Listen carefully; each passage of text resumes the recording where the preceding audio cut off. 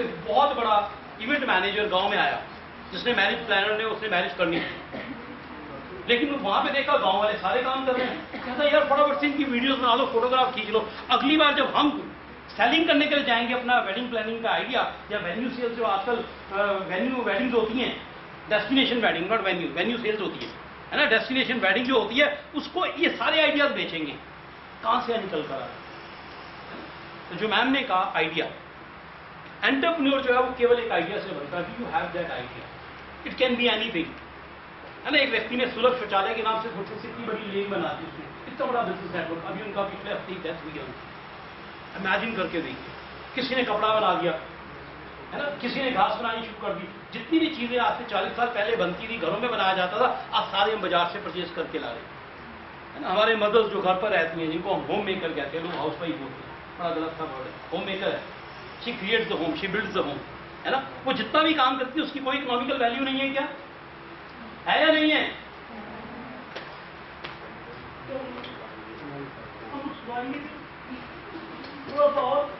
सुंदर लग रहे। देखो अगर हम मुस्कुराएंगे नहीं तो आइडिया आएंगे कहां से? आप सोचो ना जी। देखिए जो व्यक्ति मुस्कुराता नहीं है ना, उसके दो ही कारण है, या तो उसके साथ वाला नाके नहीं आया या वो नाके नहीं आया। बड़ा सोचो ना यार, मतलब इमेजिन करके देखिए, smiling is one of the best place जहां पर आप होते हैं, जहां पर आइडियाज आते हैं, जहां पे सॉल्यूशंस आते हैं। किसी की प्रॉब्लम किसी का बिजनेस बन सकती है, किसी की प्रॉब्लम किसी का सॉल्यूशन बन सकती है। हमारे यहाँ पे डिफरेंट है idea, that is one of the most important. Everything is an idea. एक और चीज मैं आपको बता दूं, एवरीथिंग इज एन आइडिया, है ना। किसी ने सेब गिरते हुए देखा तो क्या नाम साइंटिस्ट बन गया था, बिकॉज द रीजन इज उसने उसके साथ कोई थ्योरी को जोड़ दिया, किसी आइडिया को जोड़ दिया और वो बेच भी पाया। अब आप द्वारा समझे, आइडिया खाली आइडिया होने से क्या मैं एंटरप्रेन्योरशिप आएगी क्या? सोचो मैं भी ऐसे ही बोल रहा हूं, एक काम करते हैं, अच्छा कितनों को हंसना आता है, बिना मतलब के लिए हंस सकते हैं? कौन कौन कौन है तैयार? कौन कौन तैयार है? देखो एंटरप्रेन्योरशिप कौन होता है? जो रिजिलियंट होता है। एक प्रॉब्लम आई, हंसा और आगे चल पड़ा, एक प्रॉब्लम आई, हंसा और आगे चल पड़ा, एक प्रॉब्लम आई, हंसा और आगे जो चल पड़ा। अब जस्ट इमेजिन कीजिए, हमारा प्राइम मिनिस्टर जो हेड ऑफ द स्टेट है ना, हेड ऑफ द गवर्नमेंट है, वो किस पे जाके रोता होगा, मम्मी मम्मी मेरे को ये देखो, राहुल गांधी ये बोल रहा है, मीडिया बोल रहा है। ऐसा हो सकता है क्या? वो सोचिए, मैं सोच के हैरान होता हूँ। हमारे जो बड़े बड़े senior politicians, it may not be from the government, it may be from the opposition only, सारे दिन काम करते हैं और एक व्यक्ति बता दीजिए जिसको आज गालियां नहीं पड़ती। एंटरप्रेन्योर कौन है?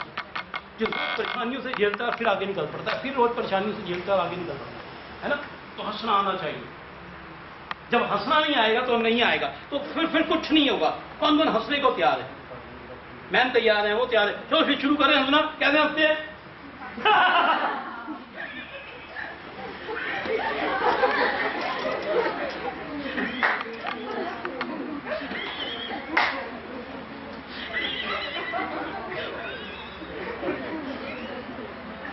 इमेजिन करके देखिए कितना जीवन आसान है। It's your control, it's an idea. जिस व्यक्ति ने क्या नाम है हंसना शुरू किया, आप उठा के देखेंगे 1996 के अंदर उसने लाफ्टर योगा के रूप में कनेक्ट किया, और ये जो लाफ्टर योगा के रूप में कनेक्ट किया डॉक्टर मनान ने, आज पूरी दुनिया के अंदर लाफ्टर डे मनाया जाता है। जस्ट इमेजिन करके देखिए, आज वो करोड़ों ऑफ रुपीज का बिजनेस करते हैं। किस चीज से? केवल किस चीज से? अब जाके देखिए उनका आएगा, उनका लाफ्टर लस्सी आ रही होती है इतना सुंदर, और पूरी दुनिया में वो योगा क्लासेस लगाने। सिर्फ क्या करते हैं? एक एक घंटा लोगों को हंसाते हैं और एक एक घंटा हंसते हैं। आप इमेजिन करके देखिए कितने सारे आइडियाज हैं। एक को खाना नहीं बनाना आता था, उसने जूम क्रिएट कर, ये क्या नाम है, जोमेटो क्रिएट कर दिया। उनमें बाइक वाले भी कहीं और से ले लिए, दुकान हलवाई भी कहीं और से ले लिए, टैक्स भी कहीं और से ले लिए, कस्टमर भी कहीं और से ले लिए।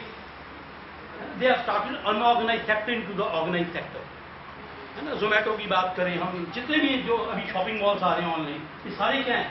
इन्होंने अनऑर्गेनाइज सेक्टर को ऑर्गेनाइज करना स्टार्ट कर दिया, उनको डिजिटल प्लेटफॉर्म देने स्टार्ट कर दिए। इमेजिन करके देखिए कितने सारे बिजनेस हमारे आसपास थे। फेसबुक पे जाके आप देखेंगे वो जैसे पहले पत्तल के डोने बनते थे, मिट्टी का कुछ बनता था, पिछले 30 ईयर्स के अंदर वो सारा डिस्ट्रॉय हो गया। पहले ये घर में हमारे बुजुर्ग बनाते थे, हमारे बुजुर्ग बहुत सारे गाँव में रहते थे और गाँव से आके काम करते थे। फिर बीच में ये खत्म होना स्टार्ट हुआ, अब ये दोबारा आ रहा है, ऑर्गेनिक के रूप में आ रहा है। आप सोचिए करोड़ एंड करोड़ रुपीज का लोग बिजनेस कर रहे हैं। ट्यूशन पहली बार कहां से आया होगा?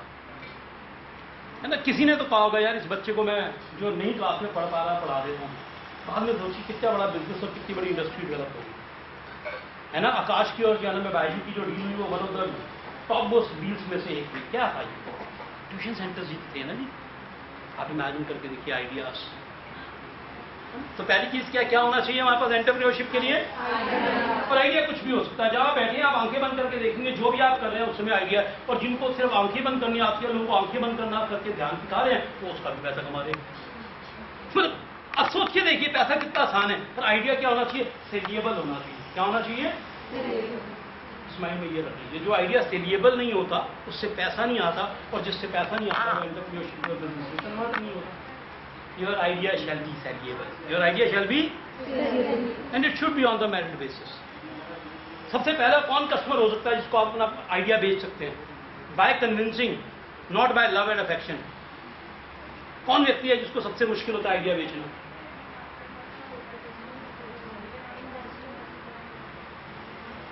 जिसको सबसे मुश्किल होती है अपनी बात को समझाना? इन्वेस्टर तो चाहिए नहीं मैडम, ये तो बाहर से लोगों ने क्रिएट कर दिए।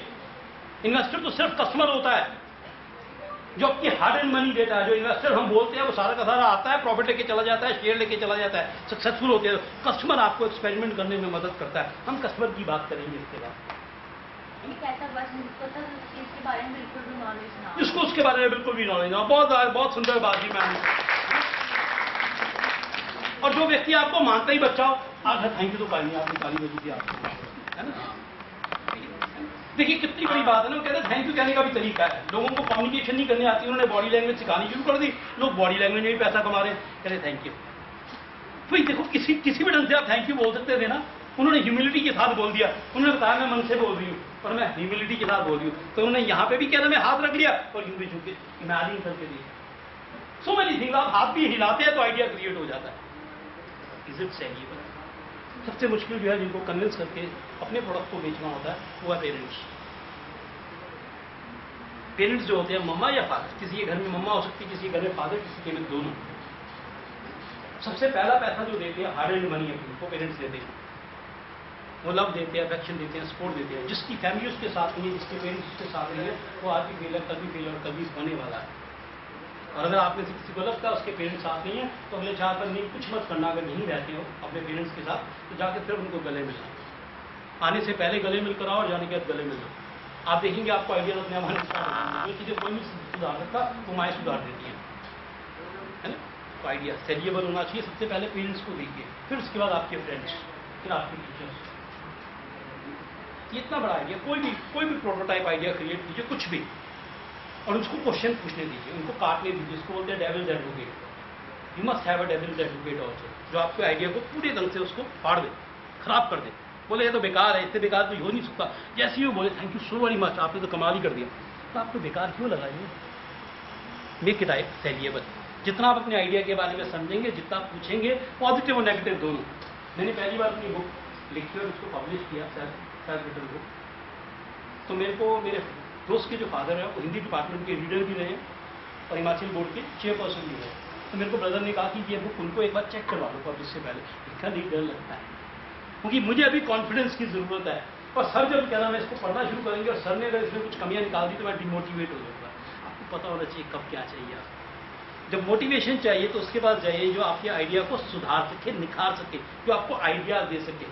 और जब आपको लगे नहीं यार तो बहुत हो गया, चैलेंज नहीं आ रहा, चुनौती नहीं आ रही, उस व्यक्ति के पास चला जाइए जो व्यक्ति आपके आइडिया को पूरी तरह से डिस्ट्रॉय कर सके, डिस्टॉर्ट कर सके।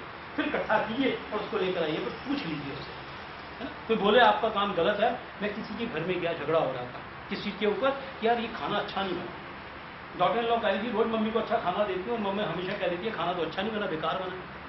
मैंने कहा पूछ लिया करो। फिर मैं गया अगले दिन, मैंने उनसे पूछा इनका खाना, आंटी जी खाना चंगा नहीं बना? कहते ना पुत्र बिल्कुल बेकार बना दिए। मैंने कहा अच्छा इसमें ये क्या डाल दे या क्या निकाल दे कि अच्छा हो जाए? ठीक क्या मतलब जस्ट इमेजिन करें ना, टेक द रिस्पॉन्सिबिलिटी ना। तो आपके आइडिया के लिए आप रिस्पॉन्सिबल होना चाहिए, उसके साथ आपका बैकअप होना चाहिए। आइडिया सेलिएबल कब होगा? जब आप उस पर ट्रस्ट करेंगे, आप उस पर कॉन्फिडेंट होंगे कि ये हो जाने वाला है। क्योंकि दुनिया में सबसे जो मुश्किल काम है वो है अपने लिए खड़ा होना, अपने लिए खड़ा होना। और हमारे समाज ने तो बहुत सारी चीज़ें कह दी है कि गर्ल जो होती है वो विक्टिम है, विक्टिम नहीं है, मानिए मेरी बात को गौर। ये कुछ लोगों ने इस देश में राज करना था, इस देश को कैसे डिस्ट्रॉय कर सकते थे, कैसे विक्टिम बना सकते थे, तो उन्होंने क्या किया, कास्ट के बेसिस पर देश को बांट दिया, रिलीजन के बेसिस पर बांट दिया, आइडिया के बेसिस पर बांट दिया, सबके बेसिस पर बांटा। अब लास्ट क्या रह गया था, हमारे देश की ताकत कौन है? हमारे देश की ताकत है हमारी घर की लेडी।